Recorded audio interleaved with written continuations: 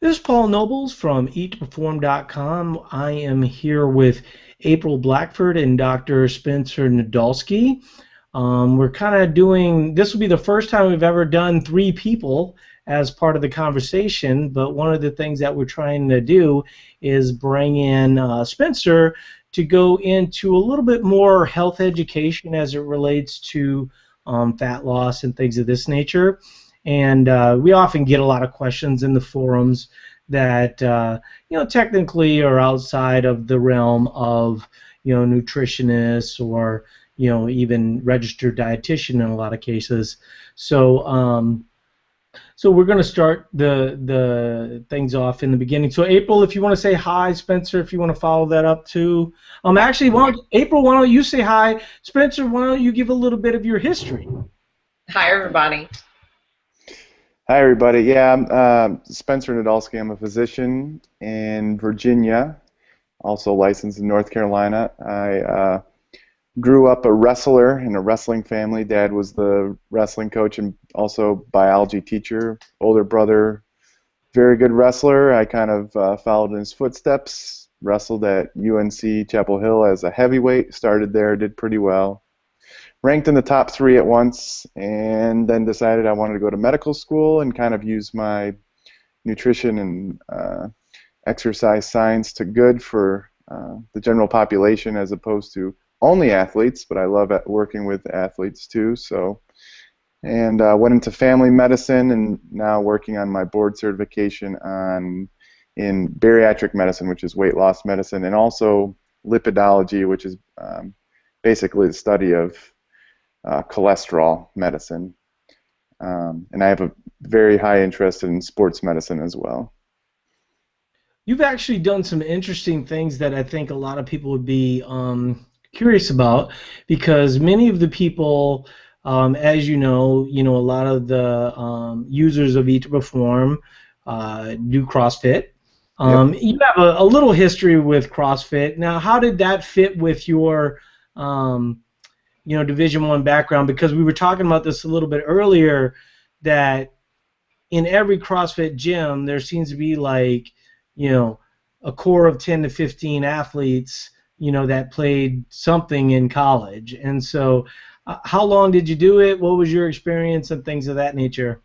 Yeah, well, it's funny. It's very similar to how we trained in wrestling. I did my standard powerlifting and trying to gain weight routines, but a lot of the stuff was similar to what we do in practice and even in the weight room. So I saw it was kind of an upcoming fitness thing around the area, and my brother-in-law went to a box in the local area, and the coach welcomed me with open arms, and I worked out there for like a half a year or so until I had to move, and I actually had to build a gym in my garage due to the scheduling conflict. But it was really fun. It reminded me of my college wrestling days and kind of that competition and that camaraderie. So it was fun, doing all the Metcon type stuff, and just that intensity is kind of what reminded me of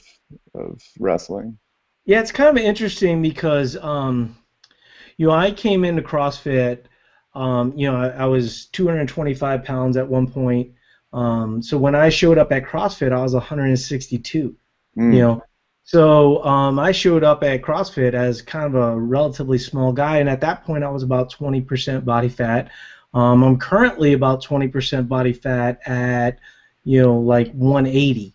Mm-hmm. So that just shows you how much muscle I've gained in really, what's been about 3 years. I gained a lot of it early on, and then I'd say the last year and a half or so, muscle building has sort of stalled, and trying to figure out that equation. But some of it has been I've been focused a little bit more on like powerlifting, and so you really kind of you're dealing with more building fast twitch muscle and things of that nature, so you don't really get that muscle pump the way that you might with like a bodybuilding protocol or something of that nature, right?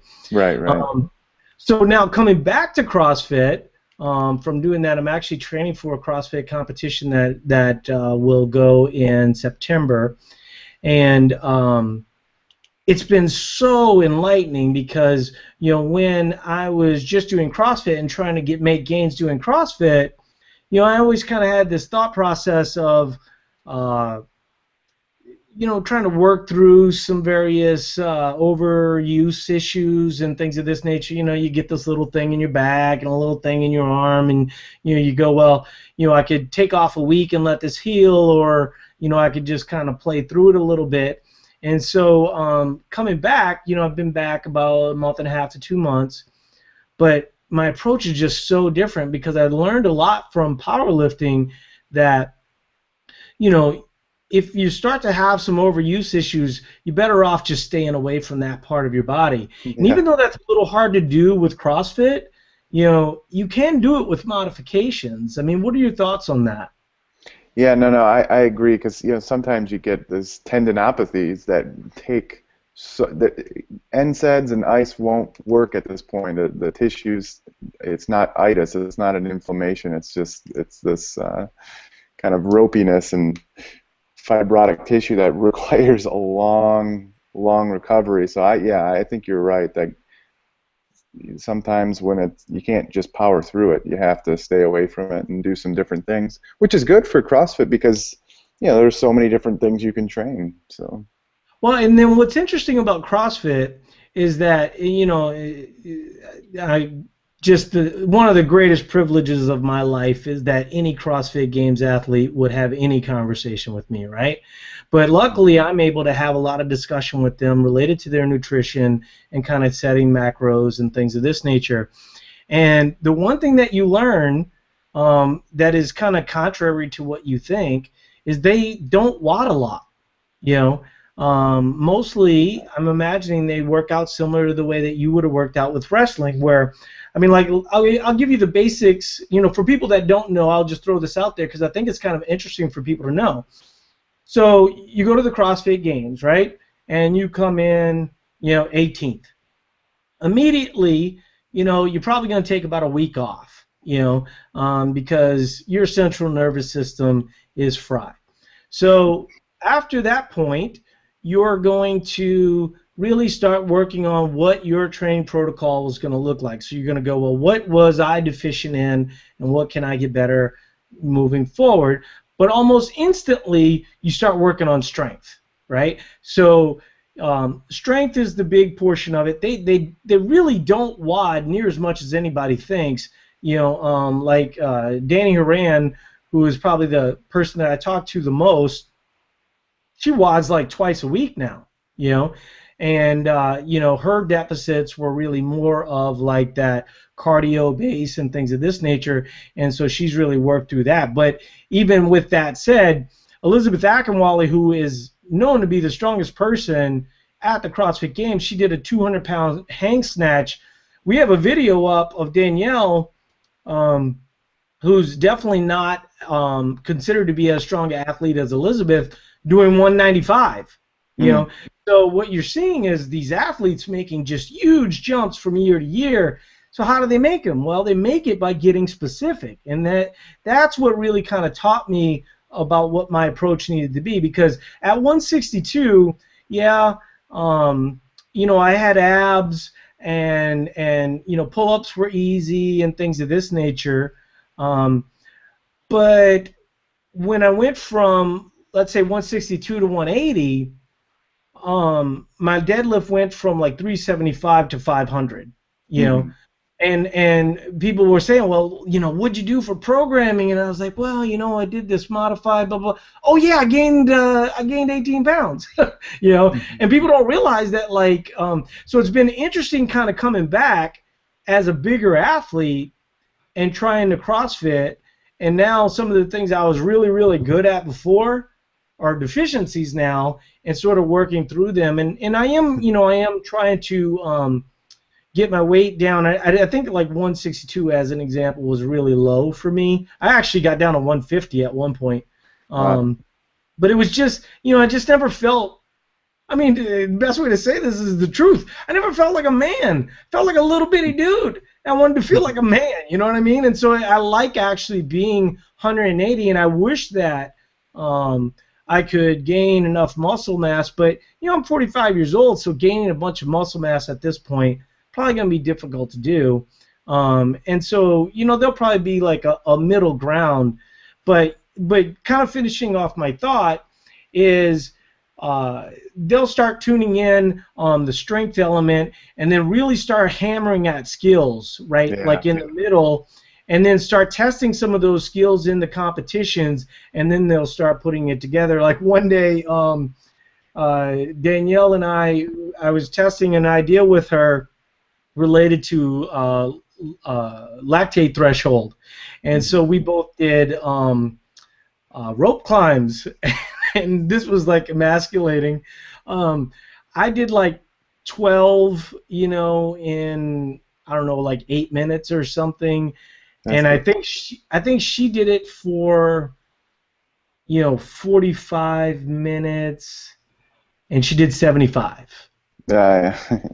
And so you just start realizing like that's a different breed. Did you find like when you were doing CrossFit, did you get caught up in the whole going RX thing? Yeah. I always wanted to go RX, but especially starting off, I knew that pushing myself hard, I would push myself a little too hard. So there were a few times where they made me sit out because they knew I would probably, you go so hard to where I'd be throwing up. And while that's kind of applauded, sometimes they made me back off sometimes. So.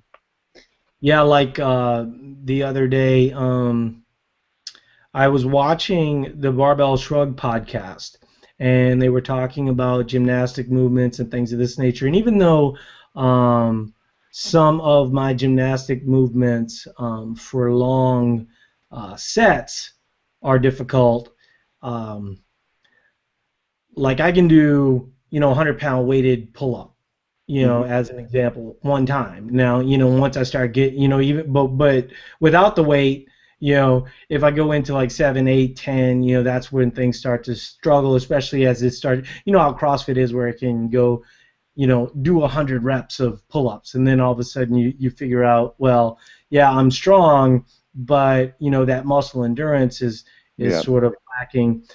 So like the other day, I was listening to the Barbell Shrug podcast, and they're talking about gymnastics and that being a low-hanging fruit for a lot of athletes. And so they were talking about legless rope climbs. And so Hmm. I was like, well, let me try this. Now, I've done a lot of grip training because of deadlifts, and I've deadlifted, with 600 pounds in my hands. So my grip is really, really good. So I was surprised to find out that I could do a legless rope climb. So I was like, Yeah. wow, this is awesome. I've never done it, So I'm like, well, let's do it again. So I ended up doing it, right at like, it was like a 10-footer, so it wasn't really like this big huge thing. But I ended up doing it like 8 times. And so, as you can imagine, like the very next day, my arms like couldn't move. Oh yeah. And so, it's sort of interesting because I know, like, for at one point, rhabdomyolysis, you say it, rhabdo. Rhabdomyolysis. There you go. Rhabdomyolysis.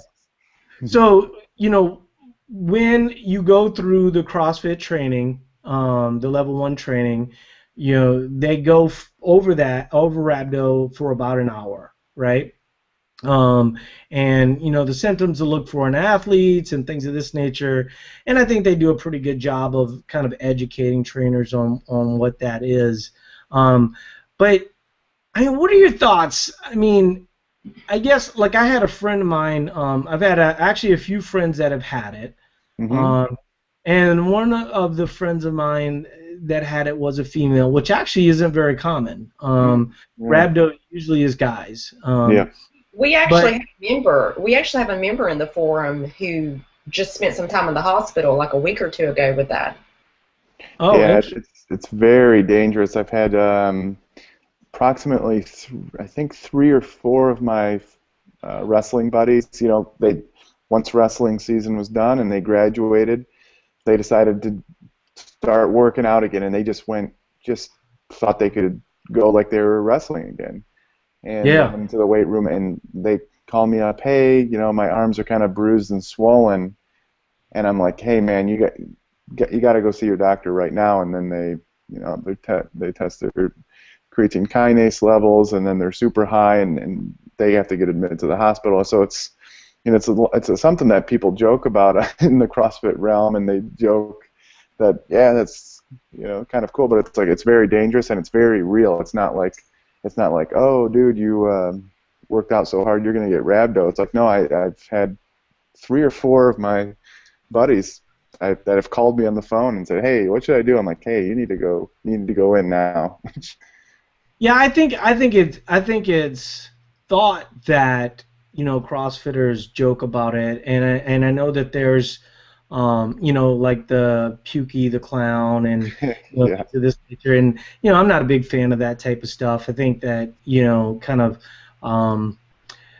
everybody likes to think that they're a lot harder than they actually are, but kind of staying on this point, when you're pushing your limits, I mean, rhabdo is sort of a kind of a sign that you found it, right? Yeah. Yeah. Yeah. You pushed it too far.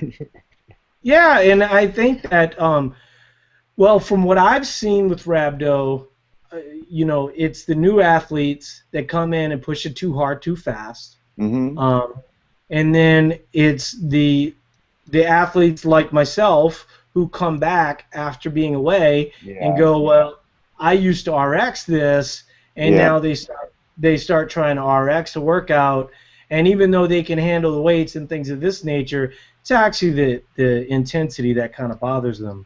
Yeah, that's what I've seen a lot.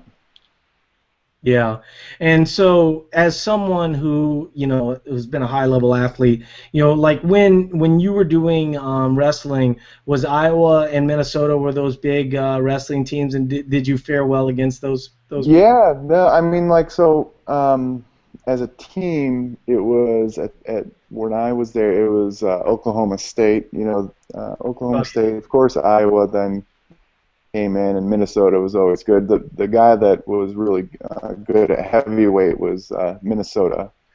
Yeah. And I went toe-to-toe with him a couple times. He beat me, but not Lesnar, obviously. No, this guy was right after Lesnar. Cole Conrad was his name. And but yeah, the teams that were good, Big Ten's always good, and then Oklahoma State at that point was very good. Then Iowa came, and now it's Penn State is the team to beat. Yeah. Have you ever participated in any like mud runs or anything like that? I mean, yeah, I did a warrior dash with my wife once. Yeah. It was pretty fun. It was pretty fun. I can't lie. Yeah. The warrior, like I've done the tough mudder twice. Oh yeah. And I mean, I don't want to discourage anybody that's planning on doing it, right? But I did it the first year. And walked away from it relatively intact. I have an injury from my big toe that happened that year, and still struggle with that.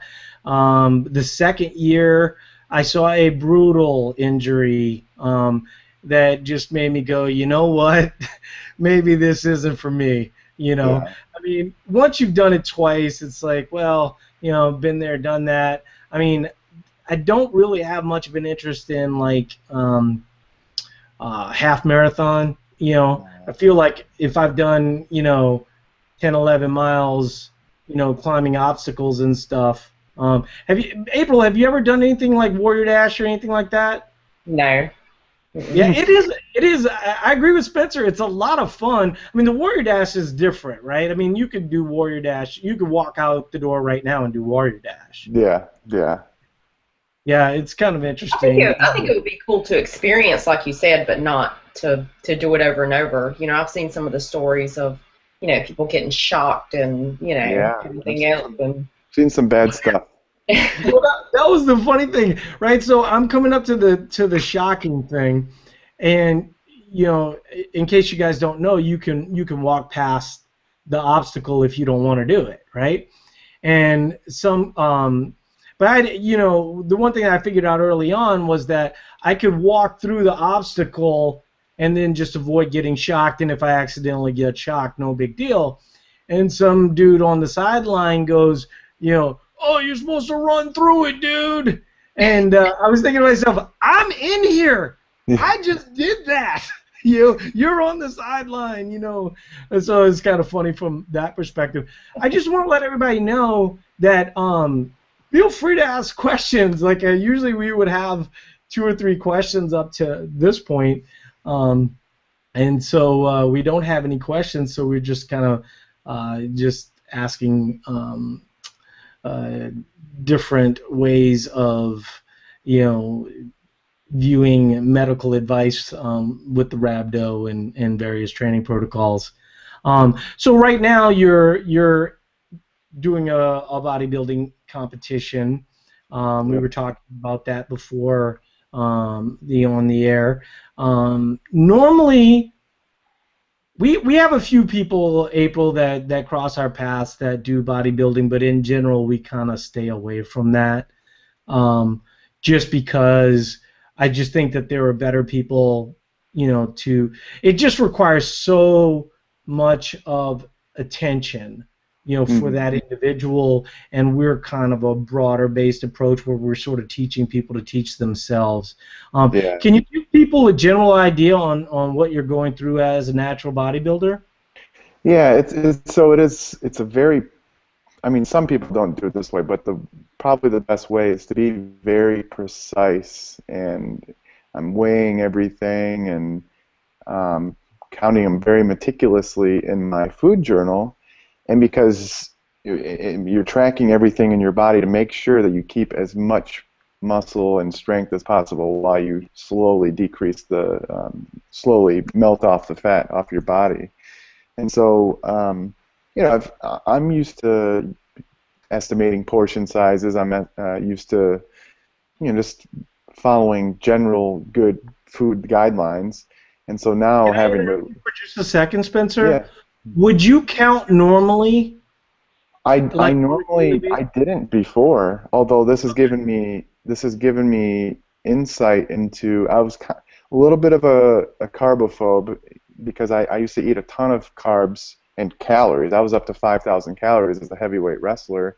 When I was done wrestling, I stopped eating so many carbs because I wasn't wrestling anymore. I was just lifting weights. So I was like, I don't need that many carbs, and I lost a lot of weight, and it was pretty easy to stay lean while keeping my carbs low. Well, trying to train for this, in order to stay in the gym and keep my muscle, I've had to triple the amount of carbs and then lower my fat big time, and my performance has stayed great.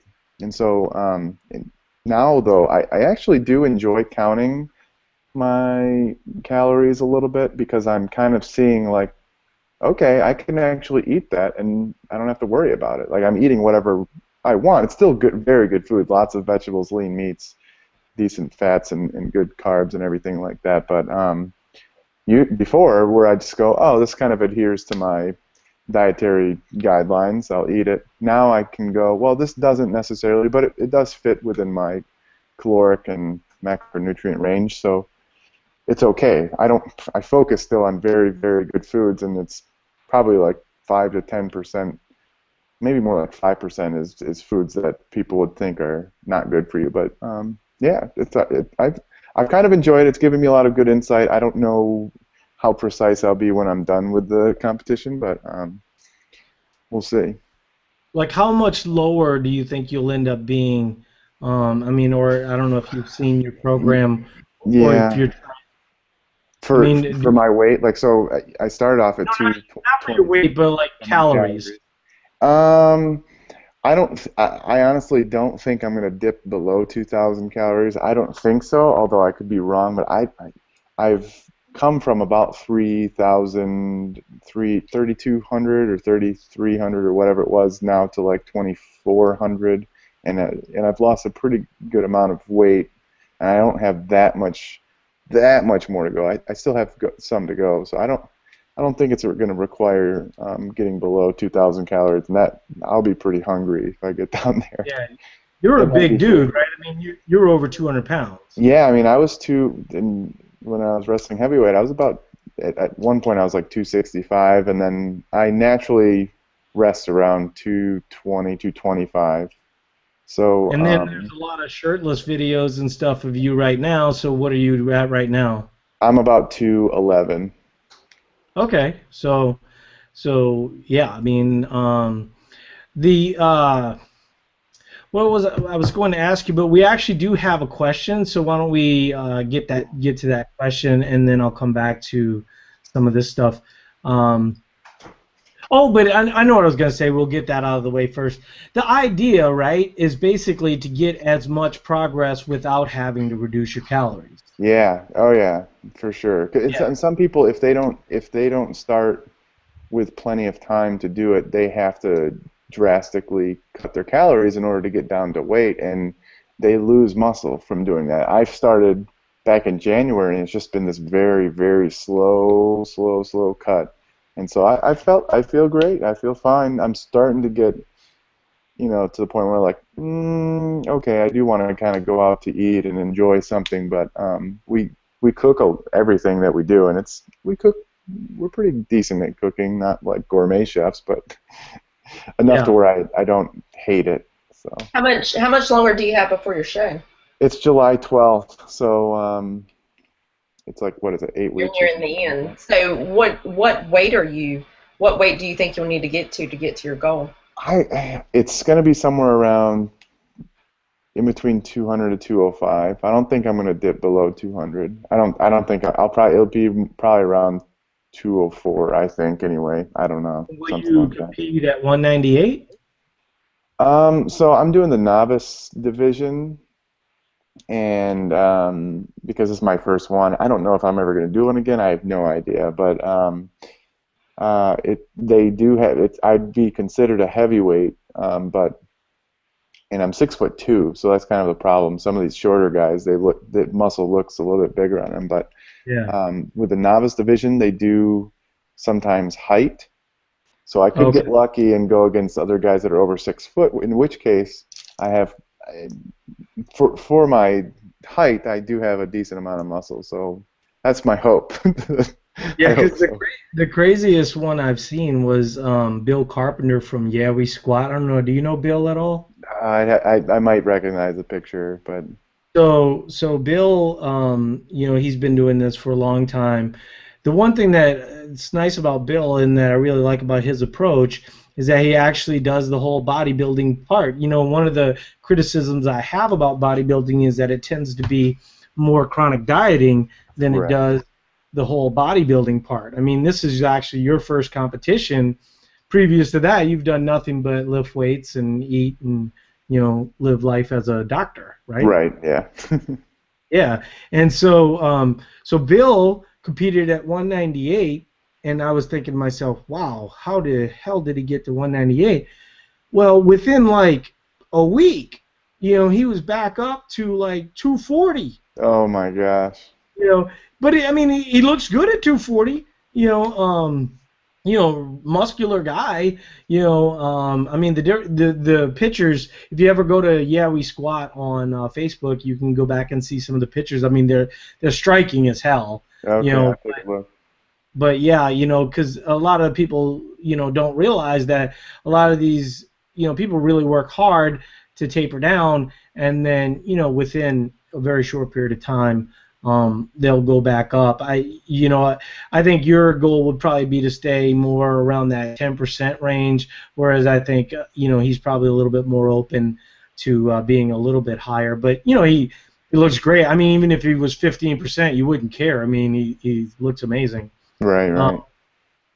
so Brittany was asking, uh, she feels that her blood sugar rises and falls throughout the day, hmm and she was asking why might that happen. And I suppose we should kind of throw out a disclaimer that anything that Spencer's going to say here is just speculation on his part. Obviously, he's not your doctor, but he might be able to give you a little insight and things that you can, test. Yeah, so it's very common among, especially people who are into fitness and very in tune with their body. And one of the things that we want to test for is actually, are you actually becoming hypoglycemic? meaning that you're getting the symptoms and the blood sugar is actually on the lower end, meaning probably below 70, 75 range. So one of the things you could do is get a glucometer or go to the doctor and say, hey, because actually I can tell you a story about myself trying to mess around with a glucometer just because of seeing what my patients had to go through. But asking your doctor, telling about it, maybe they can give you a prescription for a glucometer, or you can just go get one at Walmart. But basically, when you're getting these symptoms, to check it to make sure you're really not going hypoglycemic. If not, which probably I would think not, is most of the cases not, but that's why you check. Seeing what you're eating, it's kind of a reactive type of thing. So if you're not eating enough fat, if you're not eating enough, lower glycemic type of carbohydrates, that sort of thing. Some people do better on a lower carb approach, and they kind of they call keto adapted, and they tend to do better on that. And some people do better on lower glycemic type of starchy or higher fiber type carbs too. So it's. We ask Brittany, what do you do? And usually when someone asks a question like this, they tend to have some thought process on why this might be happening. So I'd be interested to know if she has any thoughts on why this might be happening to her. Is she, as an example, making dramatic changes to the way she's eating and blah, blah, blah. So sometimes Spencer, just so you know, people will type their response, and then it takes them minutes to do so. So there's a little bit of lag. I will say that I have experienced like hypoglycemic type of reactions, as an example, to maybe overdoing it. I know when I first started off with Vitargo, my body didn't really adjust to it all that well. But it's always kind of interesting because you go, well, yeah, it could be the Vitargo, but it also could be some change in what you did, right? So, like, for instance, you took these carbohydrates because you were planning on this big session. I remember the one day that I had the reaction, I also was lifting the heaviest I had lifted for deadlifts. And so it's possible that was a little bit of the reaction as well. But the adjustment that I made is I just adjusted the dose down a little bit, and that seemed to work. Whether or not it was the Vitargo or not, when I talked to some of the representatives from Vitargo, they didn't seem to think it was Vitargo, but it's really individual, which is one of the reasons why when we first started Eat to Perform, the whole idea was, look, we're not doing anything without support. Because great. I saw too many type of people like writing books and putting out content and things of this nature, and then people would ask questions. And actually, early on when we first started Eat to Perform, there was no real business model. I was just doing it as a blogger. I was just like, hey, this is what I'm thinking about food, and this is what I'm doing, this is what I found works and doesn't work. And then, people just started bombarding me with questions, and most of them because they were sort of under eating. And I was kind of putting out this idea that, hey, if you want to, because my journey basically took me from 225 to 162, but I was eating like 3,000 calories that whole time, and so that's what was kind of different, and so when I started putting that out to people, people were like, wait a second, I don't have to eat 1,200 calories and I can still see good gains, sign me up, right? Yeah. So people would ask me all these questions, and I just realized once I started to get to 100,000, 200,000 people that I'm going to need a team of people to help. And so thus the business model evolved. So Brittany did get back to us. She says, I'm a personal trainer. I work out consistently throughout the day with my clients and by myself. I think that it might be a response to not eating either enough carbs or enough calories. Yeah, that's one of the. See, that's what I was wondering. I couldn't tell if she was a fitness professional, which that's the most common I see it in, because you're the most in tune with your body, and you're probably not eating enough. And sometimes I see it in my patients, but it's not as often. It's mostly the fitness professional who's very in tune with themselves, and almost to a T. And so, yeah, I would probably carry some stuff with you. I don't know what kind of foods, but I like my fruit and things like that, and protein shakes to bring. I'm sure there's plenty of that around at the gym. Yeah, she's saying, so how would I figure out a trial and error approach? I can tell you from my perspective, liquid nutrition does help. Yeah. If you're going to eat, as an example, something like, sweet potatoes, maybe with a little bacon in it or something like that, nothing that is just going to weigh on you throughout your workouts. You could eat smaller amounts or things of this nature. Mm-hmm. The one thing that I sort of struggle with, I guess maybe it's because I'm not in the gym all day long, and even though I take protein drinks, and I will even drink supplemented carbs, I don't really like drinking my nutrition. Yeah. What are your thoughts on that, and what are some alternatives for people? Well, so I know a lot of my patients who I'm like, well, you could try a protein drink, and they just look at me like, are you kidding me? I can't stand protein shakes, blah, blah, blah, blah. I actually like them. I look forward to drinking a protein shake. I might be weird, and maybe it's just because I'm a meathead or something. I don't know. I'm not really sure, but that is one of the things my patients, sometimes they do, sometimes they don't. So what I would say is, if you do need to get in that protein, look at other ways. Like I bring, so people don't like to eat bread, right? So I do what I call is a meat witch, where I get a slice of cheese or two slices of very thin cheese and wrap it around my the meat that I'm going to eat, or I just put a bunch of meat into a bag and then bring it with me. So you could eat whatever. You just have to have a way to store it.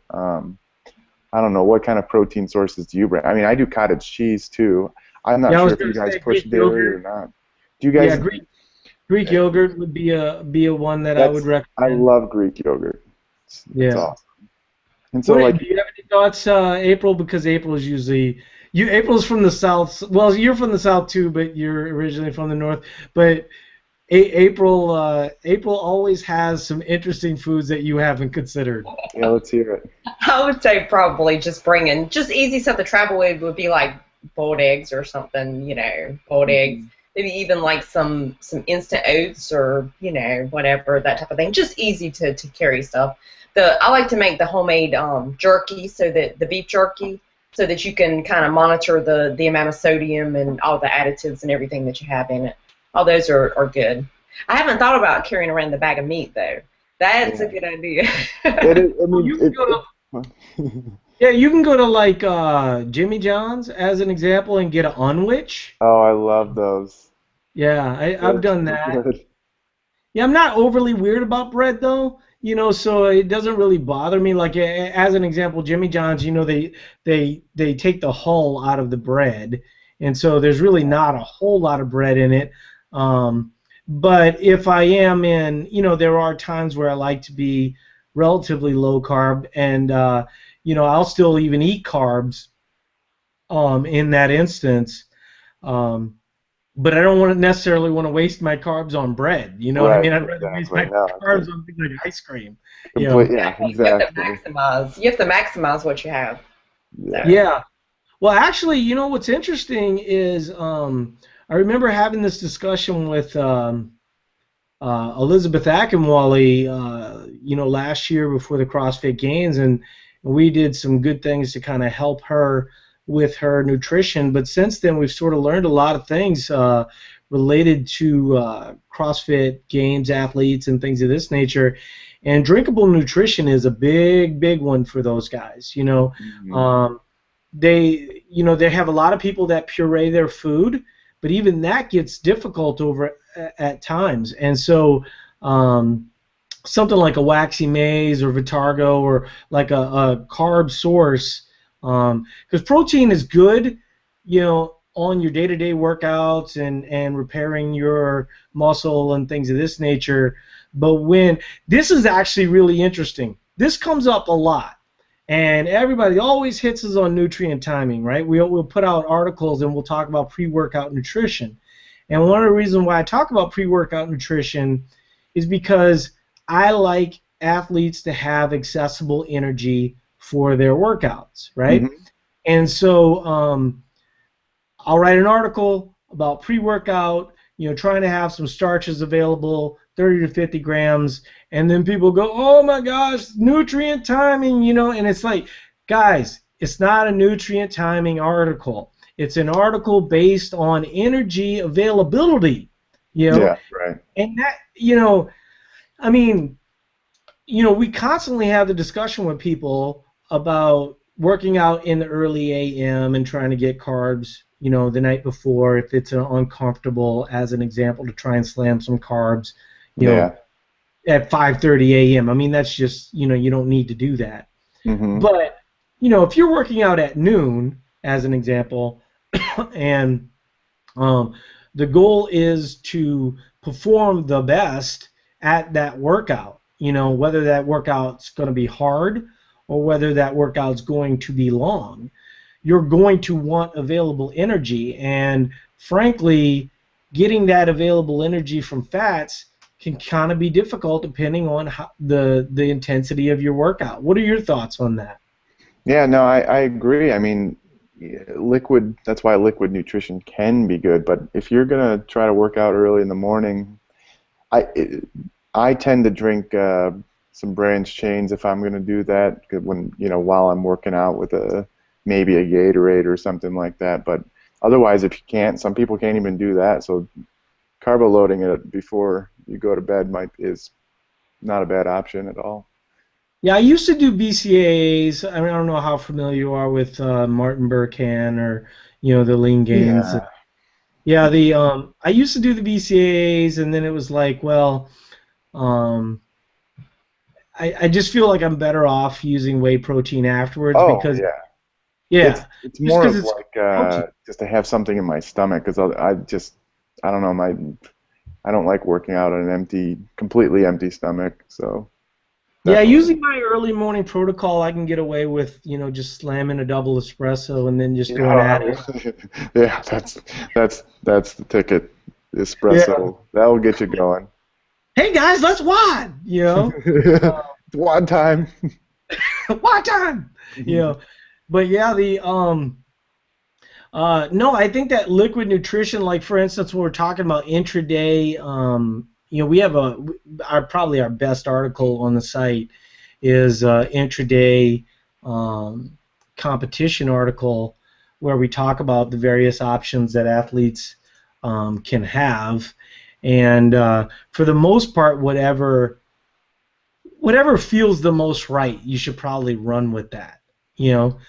And I think with trial and error, like Brittany was saying, oftentimes people will kind of create this hole for themselves that is sort of unnecessary, and it's based on food restriction, right? Yeah. And so if, like, for instance, you're trying to keep your calories low or carbs low or something of this nature, um, I would rather athletes eat in a more balanced way, where they're making sure they're getting in adequate protein, certainly a good amount of fats, and then kind of adjusting that based on whether it's a rest day or a workout day. It's certainly not the only way to do it, but I find that works for me, and obviously for many of the people that we've worked with, it Yeah. works real well. Oh You yeah, know, for sure.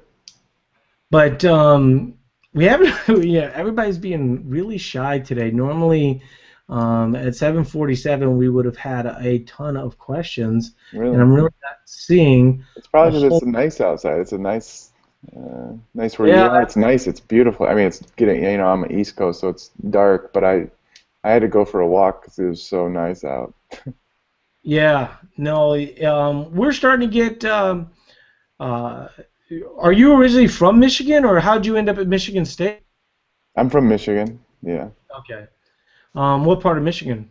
Western Michigan. It's Holland, Michigan, which is right by Grand Rapids. Yeah.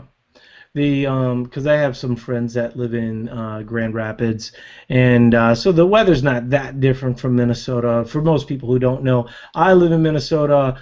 April lives in North Carolina, and then Oh, we're in North Carolina. I am in Fayetteville. Oh, okay. I went to Chapel Hill, Yeah, I know you had said that. so that's cool. Are you military or? No. Okay. No, surprisingly not. No. Ah, And my okay. husband actually moved down here from, you were saying, you said you lived in Virginia now? Now I'm in Norfolk area, kind of. He actually is originally from Maryland, but he moved from Virginia Beach. We have a Yeah. family beach house there. He moved there to come Wow. here. So, Okay. Cool. yeah, you you are should talking meet, about you should temperatures. meet up with April. It's like 90 degrees here. It's really Yeah. hot. Yeah, you should meet up with April. She makes like the best cakes. Oh, sounds good. She made, she made As a disclaimer, they're not macro friendly, but they are delicious. Oh, they're good. Well, that's all that counts, really. Yeah, but yeah, uh no, the other thing that April often recommends that a lot of people in the north don't consider, and I was trying to get it out of her earlier, is grits. Oh, Um, yeah. yeah, I thought you were asking about protein, but for carb sources, pre-workout, hands down, that's like the best. It's not heavy on your stomach. It gives you the perfect amount of energy, sustainable. I think it's great. So I actually had someone say earlier today that they were intolerant of white rice, and that surprises me. You don't often hear someone say that they would be intolerant of When they white rice. say intolerant, I wonder what they meant by it. Like it bloated them, or they got, Yeah, I don't know. because 'Cause like that isn't, yeah, you don't get that often. Right. yeah, I mean, is there any? Because basically, what people are allergic to is the protein in the plant, right? Yeah. And so there's There's a little no, bit. I mean, but it is possible, but I don't know if they were just intolerant, meaning it was bloating them, or, what I yeah. mean? I don't know. It's hard to say.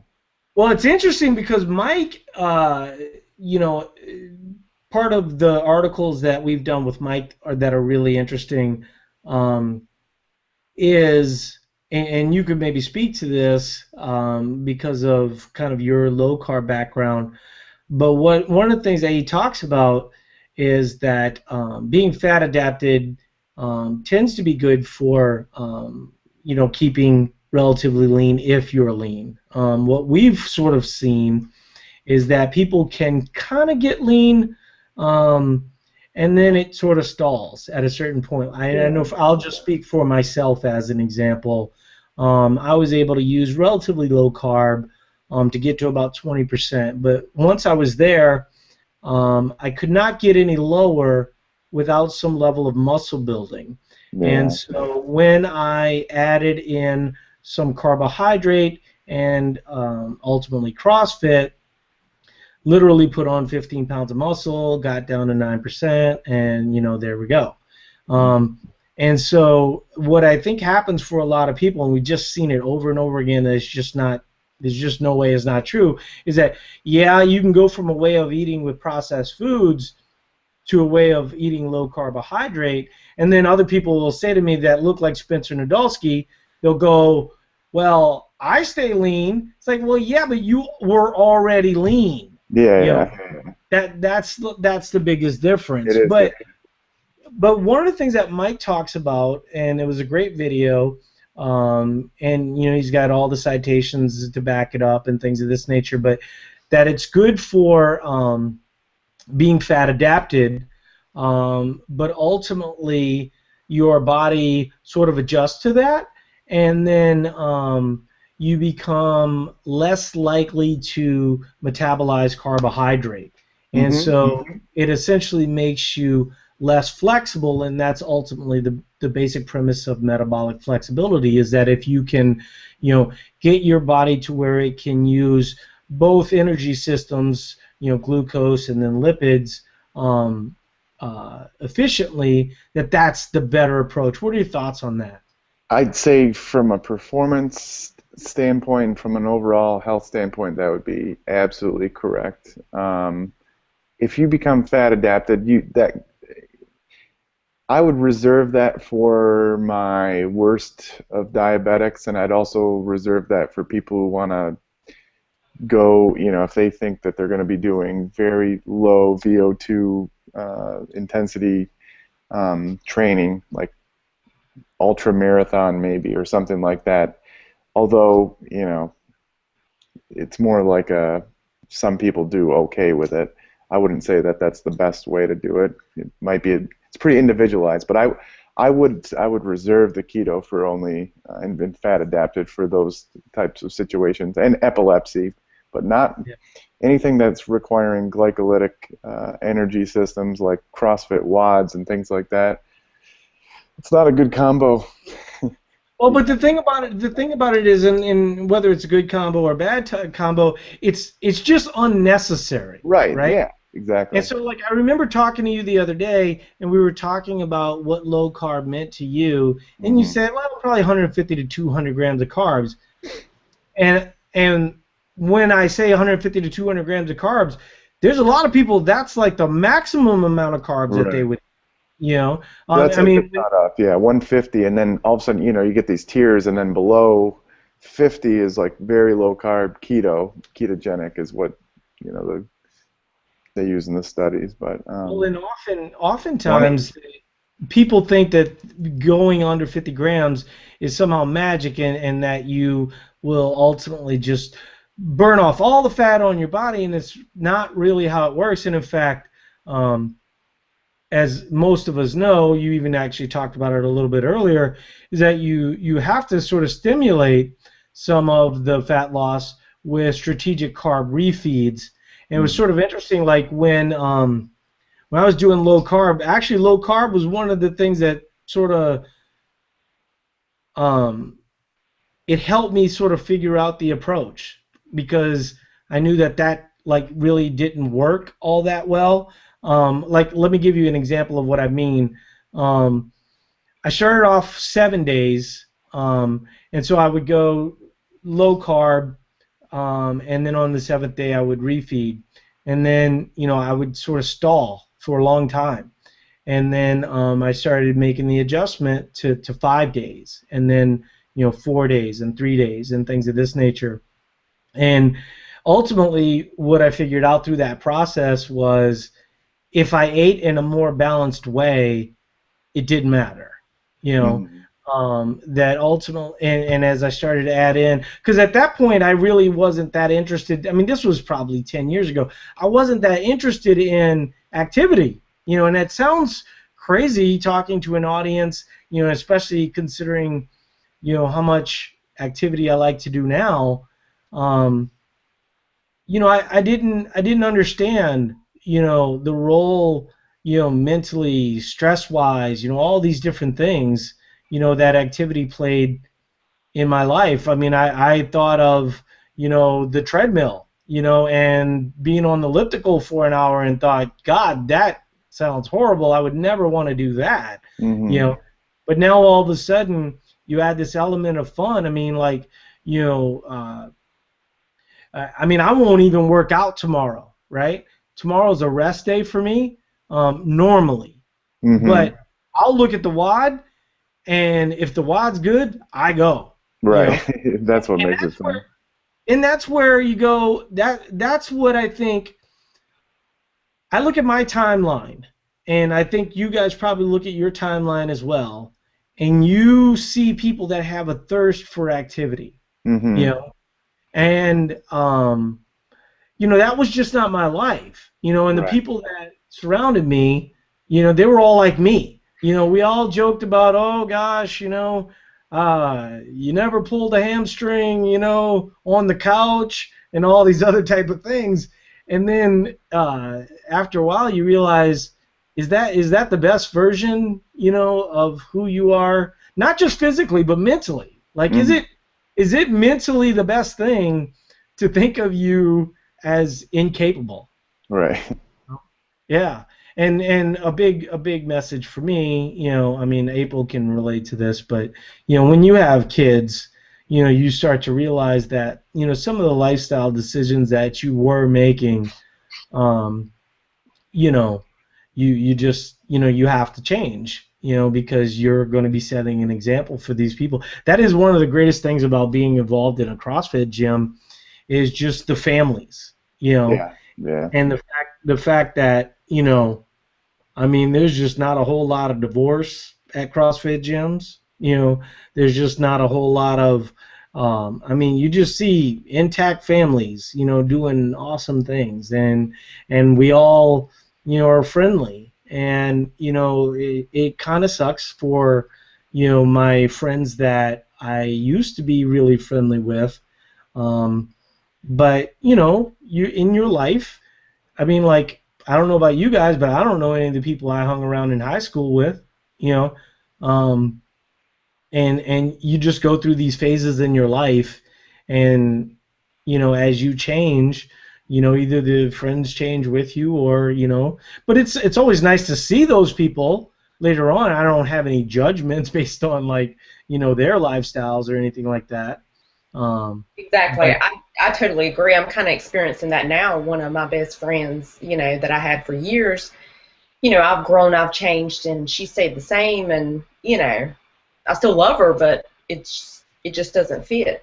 yeah, I We don't mean, have the same interest, There's just, a lot of like alcohol and stuff like that, and it just isn't fun, I just don't see the reason in it. Like what you said, I have 3 children. I have 2 teenagers who are very impressionable right now at this stage. And, for me to sit around and drink alcohol on a regular basis in front of them is just not something that I'm interested in doing. So, well, the long story short is, I mean, you're going to find interesting the people that do stuff you do, and like the things that you like, And as strange as it may seem to like working out or like lifting, I just don't know, you know, that if you don't do it, you don't understand, Right. you know. I mean, and why you would work to a singular goal of, like I said, deadlifting 500 pounds for a whole year. That's all you think about. That's all you do. And then you get there and you go, how many people have accomplishments in their life? I mean, in your example, being a Division I athlete, training. I mean, do you remember the successes more than you remember the relationships? It's no, I mean it was all one big, journey, and there's only so many people that end up being an Olympic champion. It's extremely rare, just kind of like, same with going to the NFL or whatever. But yeah, it was so many different lessons and relationships and everything that went that way. And the successes were really fun when they happened. Some of the most memorable moments, but I wouldn't trade them, for the relationships and lessons that you learn while doing it too. Yeah, I mean, the funniest thing about it, especially, we have almost 500,000 people, and when you're talking to 500,000 people, like we posted that video of you and your brother the other day, and of course in the video you have longer shorts, and they're like, "Oh, dude, obviously skips leg day," and they'll say things negative about myself or about Mike, or really anyone. The thing that always ticks me off is when, I guess it sort of ticks me off when they talk about other people's body. It doesn't really piss me off when they talk about my body, because they don't know where I've been. You know what I Yeah, mean?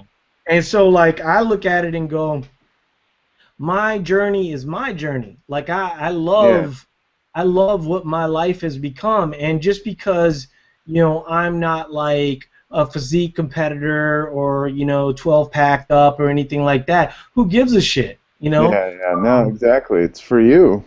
yeah, and it's deeply personal. There's a guy that April knows really well, and I know really well, named Eddie Lindenstein. And the greatest thing about Eddie is that I mean, he's so deeply intense about his journey, and he's an Olympic lifter. You know, he's not super competitive. He competes in meets and things of this nature, but he's not, like you said, he's not going to the Olympics anytime soon.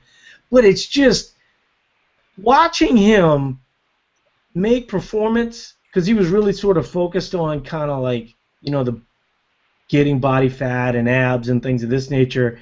And he was one of the first early EAT performers. And he took his like snatch from like 115, and I think he's doing over 200 now. Wow. He's a 165-year-old dude. He's like 40. Yeah.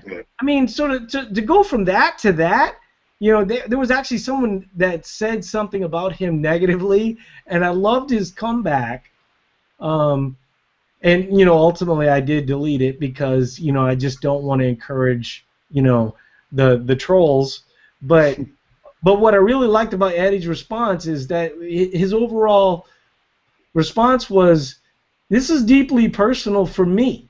It doesn't have to be deeply, my journey doesn't have to be about you, and the fact that I go to the gym every day and absolutely love it is a effing miracle.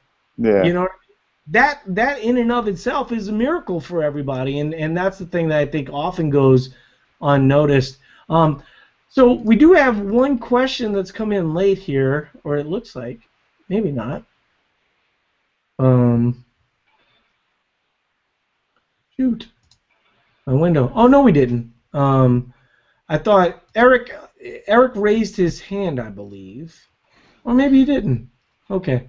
I'm kind of misreading the screen here.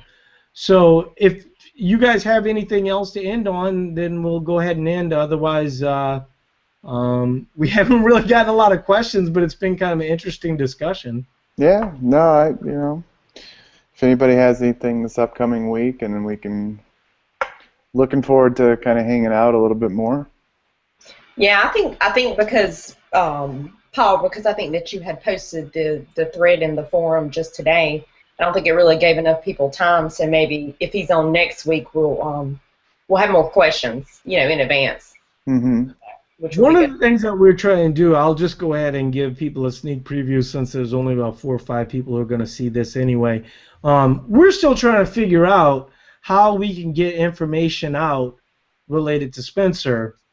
And so a couple of things that we're talking about is maybe an addendum to the meal planning guide, or possibly some how-to videos on blood panels and things of this nature that really will serve as kind of an educational piece. One of the things that we could maybe talk about next time is the idea of eating an overly, one of the things that you see with, paleo is you'll see food logs with people eating 200 grams of fat, that are relatively small individuals, and then maybe we can kind of run through some of the thought processes there. We're not making judgments one way or the other, but I think what we're ultimately going to always make a case for is some level of moderation and understanding. And if you're eating 200 grams of fat, yes, that might be kind of keeping your insulin in check, maybe even a little bit more than you would like.